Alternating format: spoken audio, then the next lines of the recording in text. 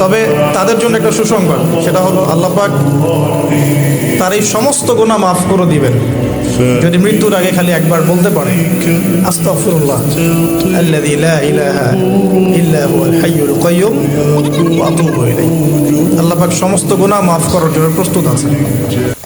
আল্লাহর চেয়ে আপন আপনার কেউ নেই পৃথিবীতে, তো সেই আল্লাহকে আপন করে নেন, আপনি বুদ্ধিমান।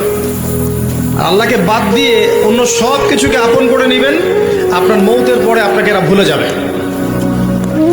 আপনি হাসলেও কবরে যাইতে হবে, কাঁদলেও কবরে যাইতে হবে।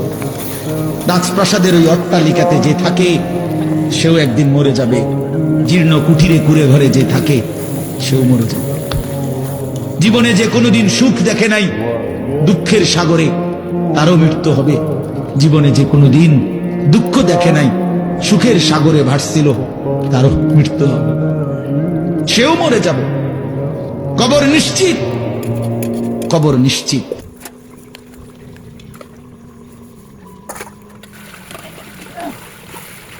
রমজান এতটা দামি যে মহান আল্লাহ পাক রব্বুল আলামিন নিজে উল্লেখ করছেন, নিজে শাহরু রমাদান।